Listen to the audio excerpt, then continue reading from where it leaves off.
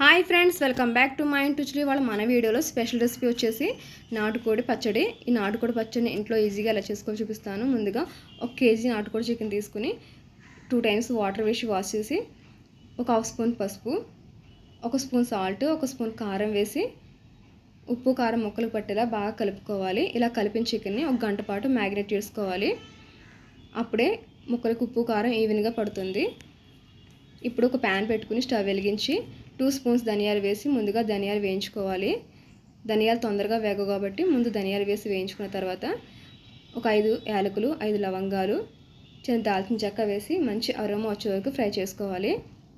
ఇందులోనే ఒక స్పూన్ ఆవాలు, 1 స్పూన్ మెంతులు, 1 స్పూన్ జీలకర్ర కూడా వేసి ఫ్రై చేసుకోవాలి. ఇవన్నీ బాగా ఫ్రై అయ్యాక మిక్సీలో తీసుకుని ఫైన్గా పౌడర్ చేసుకోవాలి. అదే ప్యాన్లో డీప్ ఫ్రై సరిపడా ఆయిల్ పెట్టుకుని మనం ముందుగా కలిపి పెట్టుకున్న చికెన్ ముక్కలు ఇందులో వేసి ఫ్రై చేసుకోవాలి. ఇలాంటి పచ్చళ్ళకి పప్పు నూనె వాడితేనే పచ్చడి అనేది చాలా టేస్టీగా ఉంటుంది, ఎక్కువ రోజులు నిల్వ ఉంటుంది. నేనైతే నువ్వుల నూనె తీసుకున్నాను. నేను ఒక కేజీ పచ్చడికి మీకు కొలతలు అనేవి చూపించాను. మీకు ఇంకా ఎక్కువ చికెన్ చేసుకోవాలనిపిస్తే క్వాంటిటీని బట్టి కొలతలు అనేవి పెంచుకోవాలి. ఇలా ఒక సైడు వేయించుకున్న తర్వాత కలుపుకోవాలి. మనం ఇప్పుడు నాటుకోడి చికెన్ తొందరగా ఉడకదు కాబట్టి స్టవ్ని మీడియం ఫ్లేమ్ మీద పెట్టి నెమ్మదిగా వేయించుకుంటేనే ముక్కలు అనేవి బాగా కుక్ అవుతాయి. ఇలా కలుపుకుని చూసారా, మంచి కలర్ వచ్చాయి కదా. ఇవి బాగా కుక్ అయ్యాయి. ఇవి ఒక ప్లేట్లో తీసుకుని పక్కన పెట్టేసుకుందాం. అదే ప్యాన్లో ఫ్రెష్గా గ్రైండ్ చేసుకున్న అల్లం వెల్లుల్లి పేస్ట్ని 2 స్పూన్స్ వరకు వేసి పచ్చివాసన పోయే వరకు వేయించుకోవాలి. ఇప్పుడు ఈ అల్లం వెల్లుల్లి పేస్ట్ని నూనెలో కలిసేలా కలిపేసుకుంటే మనకి తొందరగా ఫ్రై అయిపోతుంది. ఇది బాగా వేగిపోయాక ఒక 1/2 స్పూన్ పసుపు వేసుకుని కలుపుకోవాలి. మనం ఫ్లేవర్ కోసం కొంచెం కరివేపాకు కూడా వేసుకుని బాగా కలుపుకోవాలి.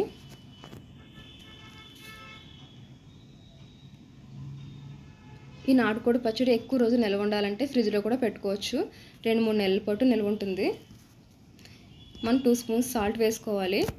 ముందుగా మనం ముక్కల్లో సాల్ట్ వేసుకున్నాం కాబట్టి టేస్ట్ సరిపడా వేసుకుంటే సరిపోతుంది.